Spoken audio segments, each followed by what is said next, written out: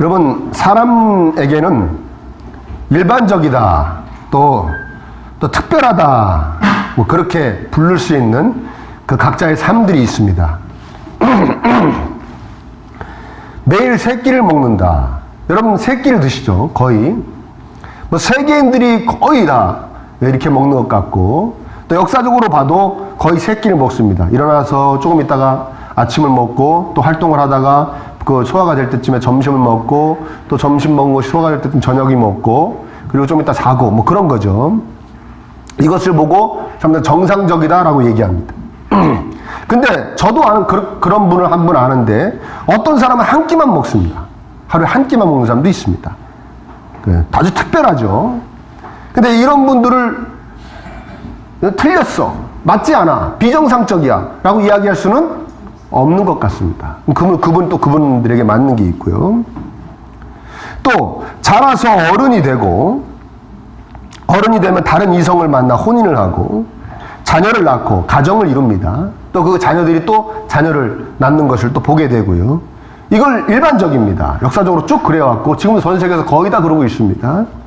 그런데 뒤에 그 삶 가운데 두 가지 정도를 생략하는 삶도 있습니다. 바로 혼인하지 않고, 혼인 안 했기 때문에 출산하지도 않고, 뭐 그런 삶이 있습니다. 바로 독신이라고 그러죠. 독신. 독신주의라고도 얘기하기도 합니다. 그렇게 사는 것을 지향하는 그런 사람들의 생각을 독신주의라고도 이야기합니다. 그런 삶을 또 독신주의라고도 하고요. 꽤 긴 시간 동안 요 근래에 이거 설왕설래했던, 즉 어제 오늘이 아닌 것입니다. 이 독신주의는. 그리고 이제는 이러한 독신의 삶을 지향하는 사람들이 아주 많이 있는 줄 압니다. 그리고 교회 내에서도 이러한 생각과 삶을 지향하는 독신주의, 혼자 살아야겠다, 그런 문화가 아주 팽배하게 형성되고 있는 것이 엄연한 사실입니다. 청년의 사역을 하는 교육자들은 하나같이 이 이야기를 합니다. 그전에는 뭐 제 때만 하더라도요, 제가 여러분들보다는 뭐 혼인할 그런 시기가 좀 얼마 안 된 사람이니까요. 저로 비교하자면 저희 때는 뭐 어떻게 혼인하겠다라는 것에 대해서도 막연했지만, 그렇다고 나는 혼인 안 하고 살겠다라고 생각하는 사람 별로 없었습니다. 그렇지 않습니까? 막 어떻게 해서 혼인할 거야라는 생각을 하는 사람도 많지 않았지만, 막연하니까요. 그렇지만 혼인을 안 하겠다라고 생각하는 사람도 거의 없었습니다. 근데 지금은 그 청년의 사역을 하는 교육자들이 늘 이야기하는 건데, 청년들하고 같이 얘기를 하다 보면 나는 결혼하지 않고 살 겁니다. 나는 혼자 살겠습니다. 나는 혼자 살기로 결심했습니다. 심지어는 저는 혼자 살게 해달라고 하나님께 기도하고 있습니다라고 이야기하는 청년들이 상당수라는 거예요. 특히 자매님들, 여자 청년들이 혼인하지 않겠다. 어떤 또 청년은 또 심지어는 그럼 어떻게 혼인을 하더라도 애는 절대 안 낳겠다라고 이야기하는 그런 청년들도 있다고 합니다. 근데 성경은 여러분도 쭉 읽으시면서 느끼셨겠지만 줄곧 혼인을 지지했습니다. 구약부터 쭉 보면요, 하나님께서 직접 말씀하신 것인지 아니면 명령하신 것인지 그렇게 느껴지는 창세기 2장 24절에 보면, 이러므로 남자가 부모를 떠나 그의 아내와 합하여 둘이 한 몸을 이룰지로다, 이렇게 엄연히 명령되어져 있습니다. 성경의 가장 앞장 창세기 2장이에요. 그런데 그보다 더 앞에 1장에 가면 뭐라고 그러냐면, 인간에게 무슨 명령을 내리시냐면 번성하라 충만하라 그럽니다. 번성하라는 것은 숫자가 많아지라는 얘기예요. 그래서 땅에 충만히 퍼지라는 얘기입니다. 땅을 충만히 가서 거하라는 것이에요. 어떻게 인구가 많아집니까? 혼인과 출산을 전제로 한 명령이죠. 이해되십니까? 그러다가 그렇게 늘 혼인을 당연한 것 같이, 꼭 해야 되는 것 같이 쭉 이야기하다가 이 고린도전서 7장에 와서 우리의 고개를 갸우뚱하게 하는 명령이 우리에게 하달됩니다. 7절 보십시오. 뭐라고 얘기합니까? 나는 모든 사람이 나와 같기를 원하노라 라고 얘기합니다. 아내가 없었던 바울입니다. 그 부분에 대해서 얘기하는 겁니다. 모든 사람이 나와 같이 배우자가 없기를 바란다, 원한다 라고 이야기하는 거예요. 이거 바울이 그냥 사사로이 얘기하는 것이 아닙니다. 성령님의 감동을 받아 사는 바울이 성령님의 감동을 받아 이야기하는 것입니다. 아멘입니까? 그러니까 하나님의 뜻입니다, 저게. 8절에서는 더 명료해집니다. 보십시오. 8절 함께 읽어볼까요? 시작.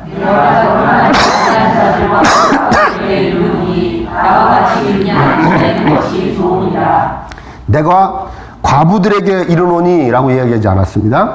결혼하지 아니한 자들과, 결혼하지 아니한 자들이 뭡니까? 아직 미혼인 남녀를 말하는 것입니다. 통틀어 말하는 것입니다. 나와 같이 그냥 지내는 것이 좋다. 아주 정확하게 얘기했죠. 혼인하지 않는 것이 좋다. 근데 정확하게 말하면 혼인하지 말라가 아닐 수도 있습니다.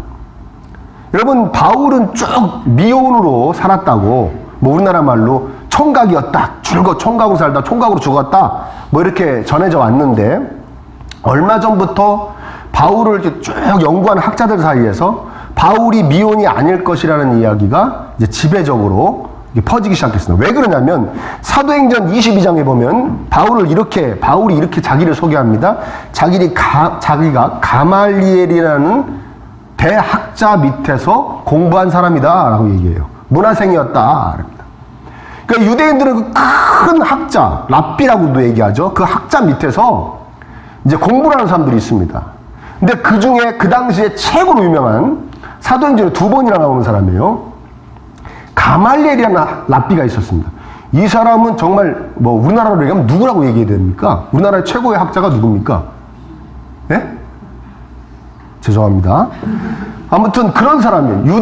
그 당시에 그 유대인으로서 최고의 학자예요. 그 사람 밑에서 바울이 공부했는데 절대 누구도 깰 수 없는 룰이 있는데 기혼자만 공부할 수 있다.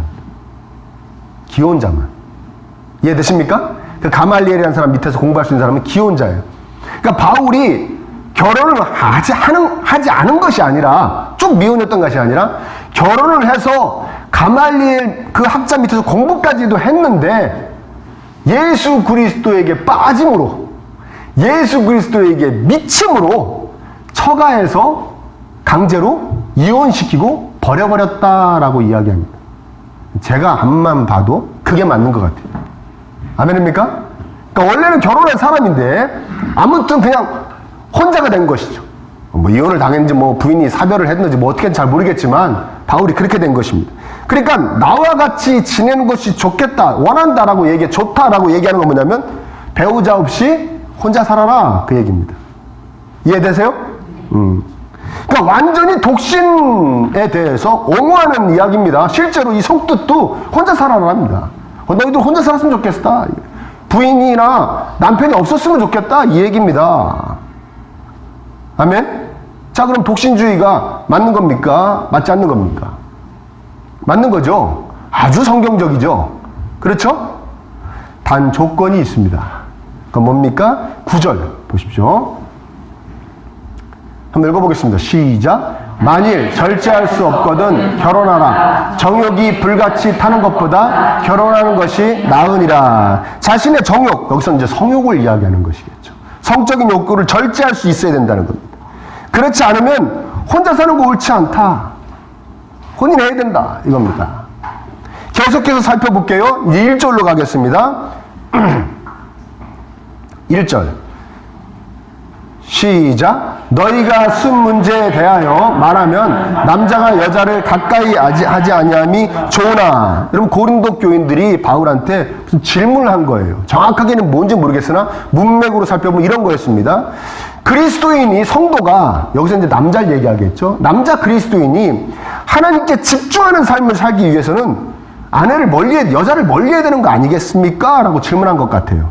이 당시에는 이제 고린도 교회 안에는 금욕주의자들, 하나님을 섬기려면 모든 욕구를 다 절제해야 된다. 뭐 식욕, 성욕, 뭐 그 외에 모든 욕구를 절제하고 하나님께만 꽂혀서 하나님만 바라보고 살아야 된다라고 얘기하는 금욕주의자들이 있었고요. 이것도 극단이죠. 그 다음에 이 반대로 방탕주의자들이 있습니다. 이 사람들은 뭡니까? 이미 나는 십자가의 은혜로 다 용서받았으니까, 그리고 앞으로의 죄도 용서받을 거니까 자유롭게 살자, 이거예요. 뭐 이제는 뭐 나를 뭐 정죄할 것도 없고 나를 방해할 것도 없다. 어차피 나는 천국에 간다라고 막 살아도 된다라고 얘기하는 사람들이 있었습니다. 그 안에는 이 둘이 이제 논쟁이 붙은 것 같아요. 그러면서 질문한 것 같습니다. 어떻게 하는 게 좋을까요? 하나님께 집중한 삶을 살기 위해서 이성을 멀리하는 것이 옳지 않겠습니까? 그러니까 바울이 뭐라고 그럽니까? 1절에 이렇게 얘기하지 않습니까? 뭐라고 얘기했어요? 너희가 쓴 문제에 대하면 남자가 여자를 가까이 하냐함이 좋으나, 뭐 그래, 니네들이 말이 맞다. 하나님께 집중하기 위해서 이성을 멀리하는 것이 좋다. 그런데 2절에 보면 이렇게 얘기합니다. 음행을 피하기 위하여 남자마다 자기 아내를 두고 여자마다 자기 남편을 두라 라고 얘기합니다. 이게 무슨 얘기냐? 이건 혼인을 얘기하는 겁니다. 남자가 여자를 두는 거, 여자가 남자 두는 거, 혼인을 얘기하는 것이죠. 혼인은 유혹의 육적인 욕구에서, 그 육적인 욕구의 유혹에서 우리를 지켜주는 하나님의 선물이라는 얘기예요. 하나님이 주신 욕구가 있습니다. 하나님이 주신 거예요. 아름답고 우리에게 삶에 꼭 필요한 욕구들입니다. 어떤 것이 있죠? 식욕이 있죠. 식욕. 아멘? 식욕이 있으니까 여러분들이 이렇게 번들번들 하신 거예요. 번지르르 하신 거예요. 식욕이 있기 때문에. 아주 좋은 욕구입니다. 문제는 뭡니까? 그걸 조절하냐, 못하느냐죠. 지적 욕구도 있습니다. 뭘 막 알아내려고 그러고 막 그러는 거예요. 막 이러는 거예요. 제가 늘 감탄하는 게 있습니다. 지금까지 한 10번도 더 감탄했을 거예요. 여러분, 종량제 봉투 아시죠? 거기다 막 쓰레기를 담습니다. 집에 있는 여러 가지 쓰레기통에 있는 쓰레기를 다 모아서 거기다 넣습니다. 또 버릴 것이 막 나옵니다. 거기에만 넣어서 버려야 되는 것들이 막 재활용이 안 되는 그런 걸 막 넣습니다. 넣다 보면 꼭 넘칩니다. 그렇죠? 그러면 옆에서 어떤 자가 저한테 이야기합니다. 넣다 못 넣는 건 다음에 버리면 돼요. 그걸 왜 억지로 다 거기다 쑤셔 넣으려고 그래요? 그러죠? 근데 사람 마음이 안 그래요. 요참에 다 끝내고 싶은 거예요. 요번에 다 끝내고 싶다. 그래서 막 꽉꽉 무릎으로 누르고 막 그럽니다. 근데 묶으려고 그러면 또 올라오고 묶으려고 그러면 또 올라오고. 그쵸? 그러다가 한번 딱 묶여지고 그 다음 매듭이 탁 걸리면 아무리 강력한 것도 못 밀어 올립니다. 그러면 전 그때 감탄하며 외칩니다. 어떤 놈이 이걸 발견했을까? 매듭 지는 거. 매듭 지는 거. 어떤 자가 이걸 알아냈을까? 지적인 욕구가 있었기 때문에 알아낸 것입니다. 이해되세요? 그 하나님이 주신 겁니다. 그래서 우리 문명이 발달하게 된 거예요. 물론 그것도 부작용이 있었습니다. 이상한 것 막 발명했죠. 핵폭탄 막 이런 거. 그렇죠? 성욕도 마찬가지입니다. 하나님이 주신 겁니다. 하나님 주신 선물입니다. 성욕이 있었기 때문에 저와 여러분들이 지금 여기 살고 있는 거예요. 그렇죠? 우리 부모님에게 성욕을 하나님이 주셨기 때문에 저와 여러분들이 있는 겁니다. 지금 이상한 얘기하는 거 아닙니다. 진리를 얘기하는 겁니다. 문제는 뭐냐? 타락하면서 이런 욕구에 대한 것들이 다 어떻게 망가지고 훼손돼서 막 왜곡되어진 것으로 나타나는 것입니다. 막 이상한 관계로 그 욕구를 채우려고 그러고, 이상한 방법으로 그 욕구를 채우려고 그러고, 막 이런 부작용이 막 타락하면서 생기기 시작했습니다. 하나님께서 일찍이도 아시고 배우자를 허락하셨어요. 그러니까 혼인이라는 것은 뭡니까? 이 하나님께서 주신 육적인 욕구를 그 비성경적인 관계와 비윤리적인 방법으로 채우려는 그 악한 시도를 막아주는 중요한 역할을 해주는 것이 바로 우리의 혼인입니다. 이해되세요? 물론 그것 때문만은 아니지만 그런 역할도 한다는 것입니다. 그런데 독신으로 살면서 이 욕구 때문에 막 고통스러워하고, 이 욕구를 해결해야겠는데 못하는 것 때문에 막 자신이 힘들어하고, 그래서 그런 거를 해결하기 위해서 독신으로 살면서 막 방탕한 교제를 갖는다. 막 그때 마음에 드는 그 이성과 그 성적인 욕구를 해결한다. 차라리 그럴 거면 혼인해라 이거예요, 바울이. 이해되십니까?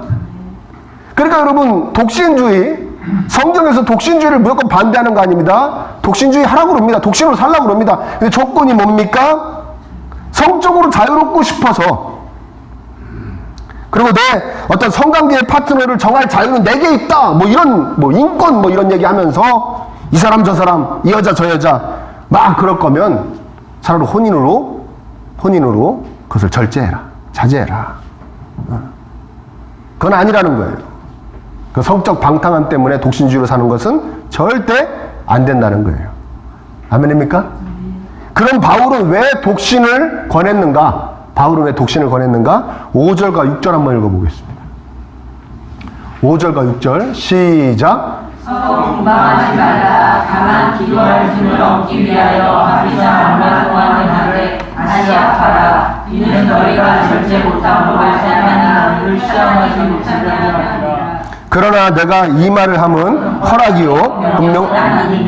이 말은 뭡니까? 이 말을 하는 것은 허락이요. 기도할 틈을 얻기 위해서 부부가 잠깐 부부관계를 갖지 말고 따로 방을 쓰는 것이 허락할 수 있다. 그거는.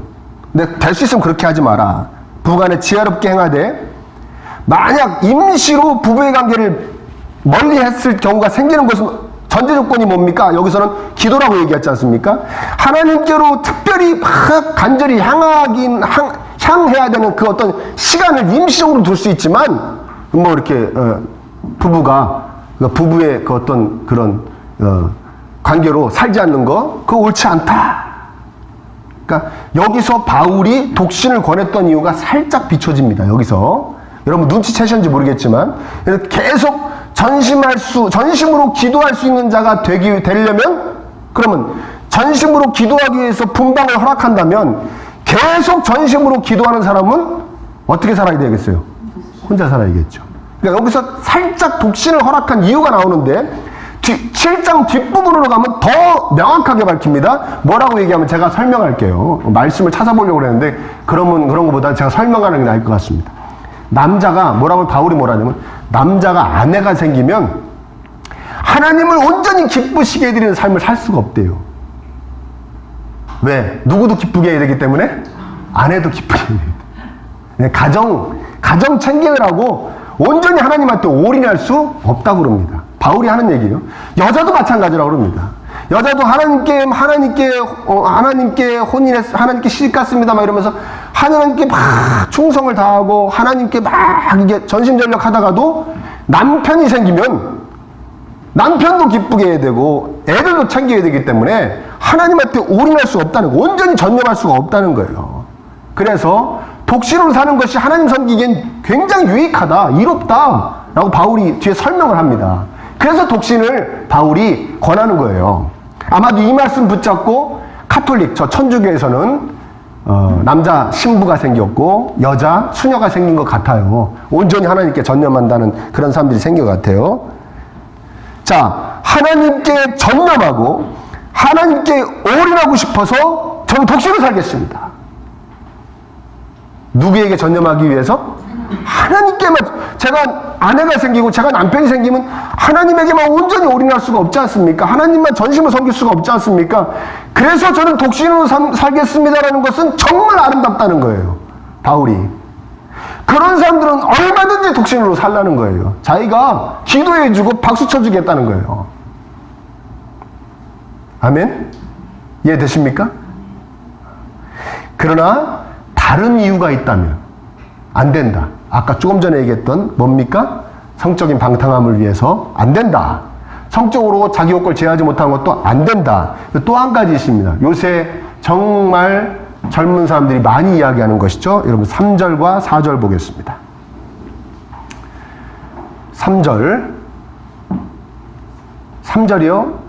한번 함께 읽습니다. 시작. 남편은 그 아내에 대한 의무를 다하고 아내도 그 남편에게 그렇게 할지라.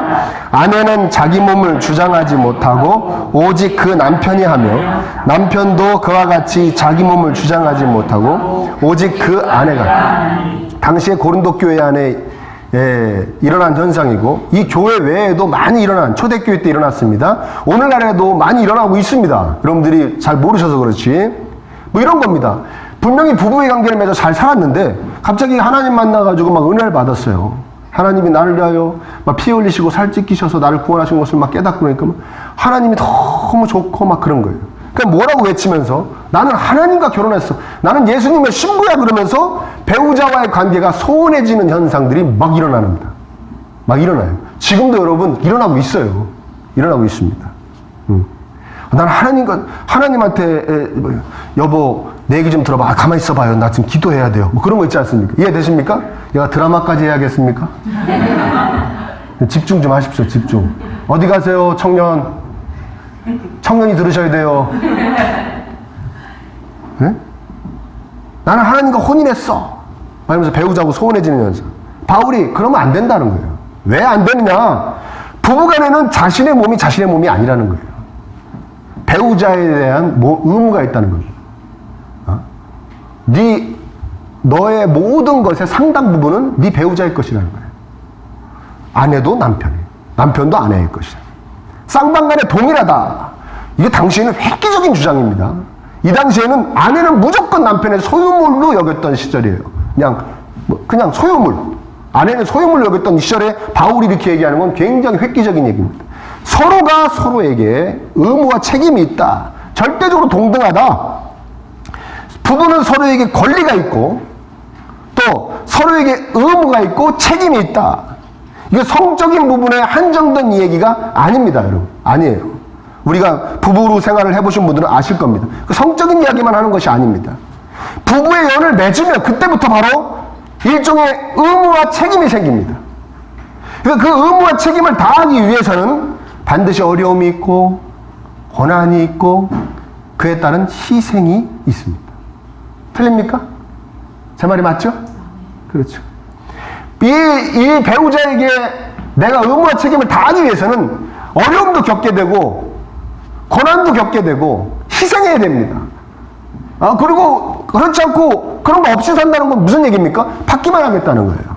권리만 누리겠다는 거예요. 그런 결혼 생활은 거의 존재하지 않습니다. 이것이 독신을 지향하는 원인이 돼서는 안 된다는 거예요. 내가 왜 어떤 사람 만나서 내가 희생하며 살아야 되냐? 나 그런 거 싫다. 난 자유롭게 살고 싶다. 내가 배운 거 세상에서 막 써먹고 싶고 내 자아를 막 실현하고 싶다. 난 자유로운 영혼이다. 특히 자매님들, 그쵸? 자매님들. 결혼하면 경력이 단절된다. 여러 가지 있죠. 그리고 우리나라는 특히 아내 되는 사람들에게만 특별한 희생을 강요하는 그런 문화가 있었던 것을 남편으로서 인정합니다. 시댁을 섬기는 것부터 시작해서 자녀 출산과 자녀 교육, 자녀 양육부터 해가지고 특별히 아내 되는 자들에게만 희생을 강요하는 문화가 있어요. 근데 여러분 지금 많이 개선해야 된다고 이야기가 나오고 있고 개선되어지고 있죠? 네? 그렇죠? 요새는 남편도 만만치 않죠? 네? 남편들도 만만치 않아요. 요새는 점점 개선되고 있습니다. 여러분 하나님께서 원하시는 것이 아닙니다. 내가 자유롭게 살고 싶어서 내가 왜 어떤 존재한테 희생을 하고 헌신하며 살아야 되나? 응? 하나님을 제대로 섬긴다는 것은 고난과 희생의 연속입니다. 여러분 십자가가 그걸 증명해주고 있지 않습니까? 예수님 여기 오셔서 어떻게 사셨습니까? 고난당하시고 희생하며 사셨어요. 그러면서 우리 그리스도인들에게 똑같이 누구도 예외 없이 명령하셨습니다. 너희도 그렇게 살아라. 그래야 하나님 잘 섬길 수 있다. 하나님 백성답게 살 수 있다. 아멘입니까? 그런데 남편이란 존재, 부인이란 존재, 그 존재에게 희생하고 싶지 않습니다. 다르게 얘기하면 뭡니까? 희생을 하더라도 희생할 거면 누구에게만 희생하겠다는 거예요? 나에게만 희생하겠다. 그런 사람이 어떻게 하나님을 섬깁니까? 말도 안 되는 것이죠. 뭔 얘기인지 아시겠습니까? 아멘? 그게 싫어서 오직 하나님, 내가 왜 어떠한 존재를 섬기며 살아야 됩니까? 내가 언제 어떠한 존재에 묶여서 살아야 됩니까? 그거 싫습니다. 나 혼자 어떻게 잘 살아보겠습니다라고 막 외친 사람이 우리 조상님 중에 한 분 계십니다. 누굽니까? 아담 할아버지. 아담 할아버지가 그렇게 외치다가 우리 있게 된 거 아닙니까? 무슨 말이 이해되세요? 아멘? 그러니까 그런 이유는 안 된다는 거예요. 바울은 그런 얘기하는 거 아닙니다. 너 자유롭게 살고 싶어서 너의 자아를 실현하기 위해서 어떤 존재에게 얽매이기는 거 그런 거 불편하지? 그냥 독신으로 살아. 그런 얘기하는 거 아닙니다. 바울은 아주 우리에게 더 무거운 얘기, 받아들이기 정말 겁나는 얘기. 너 하나님을 위해 올인하고 싶으면 혼자 살아. 아주 유리하니까 혼자 사는 게. 아멘? 자, 7절 읽어볼게요. 시작. 나는 모든 사람이 나와 같기를 원하노라. 그러나 각각 하나님께 받은 자기의 은사가 있으니 이 사람은 이러하고 저 사람은 저러하니라. 이런 사람 저런 사람 있다. 나와 같이 독신으로 다 살았으면 좋겠는데 하나님의 은사가 주신 건 각각 다르다. 이런 사람은 뭡니까? 나와 같이 독신으로 살 수 있는 사람도 있고, 저런 사람은 뭘까요? 결혼해야 되는 사람도 있다는 거예요. 독신도 은사고 혼인도 은사다. 독신으로도 하나님께 영광을 올려야 되는 것이고, 혼인을 하여서도 가정을 이뤄서도 그 가정의 목적은 하나님께 영광을 올려야 되는 것이다. 하나님께 영광을 위해서, 독신이든 가정을 이루든지 하나님께 영광을 위해, 그러기 위해서는 저기 은사라고 표현했는데 무슨 얘기입니까? 하나님의 능력을 힘입어야 된다는 거예요. 너 독신으로 살아서 하나님께 영광 올리고 싶어? 하나님이 능력 주셔야 돼. 아멘입니까? 너 혼인생활 잘 해가지고 가정을 잘 이루어서 온 가정이 하나님께 영광 올리고 싶어? 하나님한테 능력 입어야 돼. 하나님 능력 주셔야 돼. 아멘? 그 얘기하는 것이에요. 그 삶 자체가 하나님이 주시는 선물이라는 거예요. 하나님이 능력을 주시는 그 선물이라는 것이에요. 그래야 복된 삶이 된다. 아멘? 여러분 오늘 집에 가셔서 자녀분들에게 물어보십시오. 큰 자녀건 작은 자녀건 상관이 없습니다. 너 독신으로 살고 싶냐? 물어보십시오. 만약에 독신으로 살고 싶다 그러면 왜 살고 싶은가 물어보십시오. 앞에 얘기했던 바울이 얘기하는 오직 하나님에게만 올인하고 싶어서 독신으로 살겠습니다 얘기하거든. 칭찬하고 기도해 주십시오. 그렇게 살게 해달라. 아름다운 삶입니다. 아멘? 자유한 거죠 여러분. 어머 우리 애가 왜 제 결혼할 시기가 지났는데 결혼 안 하고 있어요. 크게 쓰임 받으려고 그러는 거예요. 독신으로 그냥 하나님께 영광 올리면서. 모르는 거예요. 기도해야 돼. 하나님 정말 그런 은사를 받은 겁니까? 그러면 강력하게, 이왕 독신으로 사는 거 보는 부모의 마음도 짠한데 이왕 그럴 거면 강력하게 쓰임 받게 해주세요. 기도하시기를 축원합니다. 자녀에게 물어보십시오. 너 왜 독신으로 살려고 그러냐? 엄마 난 자유롭게 살고 싶어서 그래. 내가 왜 한 사람한테 묶이며 살아야 돼? 이 아까운 세상, 길지 않은 세상, 막 혼자 자유롭게 막 구경도 하고 맛있는 것도 먹으러 다니고 혼자 얼마든지 살 수 있어. 나 능력도 있잖아. 막 그러면 뺨을 때리십시오. 뺨을 때리고 그리고 기도는 해 주십시오. 하나님 정신 차리게 해주세요. 그런 게 아닌데. 각자 자기에게 하나님이 주신 삶의 은사가 있는 것입니다. 혼인할 사람은 해야 됩니다. 아멘. 기도하십시오. 내가 혼인을 해서 잘 혼인할 수 있는 능력 주시고, 혼인을 해서 가정을 잘 이루어서 온 가정이 하나님께 영광 올릴 수 있는 능력을 주세요. 기도해야 될 줄 믿습니다. 아멘. 우리 어거스틴이 한 말 여러분에게 전하려고 해요. 어거스틴이 뭐라 그러냐면, 우리 믿음의 아주 큰 선배님입니다. 이렇게 얘기했습니다. 하나님을 사랑하라. 그리고 네 마음대로 해라. 아주 멋있는 말이죠. 하나님을 일단 사랑하라. 그리고 네 마음대로 해라. 명심하시기를 축원합니다. 자, 여기까지 설교하고 마쳤으면 저도 참 좋겠는데, 바울이 독신으로 살라고 했던 이유 중에 또 한 가지가 있습니다. 그걸 말씀 안 드릴 수가 없어요. 사실 말씀드리고 싶지 않아요. 슬픈 얘기예요. 왜? 박해가 엄청 심할 거니까. 박해가 이미 시작됐고 로마 제국 전역에서 이제 대대적인 박해가 시작될 것을 바울이 알아요, 몰라요? 알고 있잖아요. 하나님 가르쳐 주셨을 거란 말이에요. 바울이 혼자 사는 게 나을 거다. 왜냐면 어디로 도망가려고 그래도 막 애 딸리고 막 이러면 못 도망가잖아요. 그쵸? 그 다음에 자기 가족을 빌미로 막 자기에게 막 그 개종을 요구하는 거예요. 막 부모 앞에서 애를 막 해치겠다 그러면서 예수님 안 믿겠다 그러라 막 이러면 그게 얼마나 슬픈 일입니까? 그러니까 그걸 바울이 다 알고 있기 때문에 그런 환난과 고난 때문에 혼자 살아라. 그런 얘기도 7장 뒷부분에 나옵니다. 두 가지 이유예요. 이해되세요? 온전히 하나님께 올인하기 위해서. 또 한 가지는 앞으로 닥칠 환난 때문에. 시기가 시기니만큼. 그런데 지금 대한민국에서는 혼인했기 때문에 더 신앙생활하기 힘들어집니다라는 경우가 별로 있습니까? 없잖아요. 그렇죠? 뭐 거의 없다고 봐야 되죠. 뭐 환난과 박해 있습니까? 기독교인이라고 해서 환난당하고 박해받고 막 그런 거 있습니까? 뭐 있긴 있겠지만 거의 없죠. 그렇죠? 자신이 기독교를 박해하는 나라로 선교를 가지 않는 이상은 뭐 그런 것 때문에 그런 건 없습니다. 근데 신앙 때문에 받는 환난과 결이 다르지만 별 어려움이 없이 자랐던 우리 젊은이들에게는 정말 박해와 같이 고통스럽게 느껴지는 부분이 있습니다. 그건 뭐냐? 바로 생활고입니다. 생활고. 여러분, 부모에게 특별한 후원을 받지 않는 청년들은요, 그 빠듯한 월급 받아가지고요, 대학 나와서 직장에 가도 그걸로 방세 내고 공과금 내고 교통비하고 식사하고 자기 옷 좀 사 입고 그러면 없어요. 근데 무슨 연애를 합니까? 그런 여유가 없는 거예요. 그래서 3포시대, 4포시대, 5포시대 막 그러지 않습니까? 연애를 포기하고 혼인을 포기하고 출산을 포기하고 집값은 천정부지로 올라갑니다. 집값만 올라갑니까? 전세값 같이 올라갑니다. 사교육비 때문에 어떻게 애를 낳습니까? 물가도 또 천정부지로 막 올라갑니다. 막 이것저것 막 머리 아프니까 나는 그냥 혼자 살아야겠다. 내 삶 하나 건사하기도 빠듯한데 내가 누구를 같이 연을 맺어 가정을 이루는가? 어쩔 수 없는 독신주의. 이제 점점 더 많아질 겁니다. 이 현상은 믿는 가정이라고 예외일 수 없죠. 그렇죠? 그럼 자신 있습니까?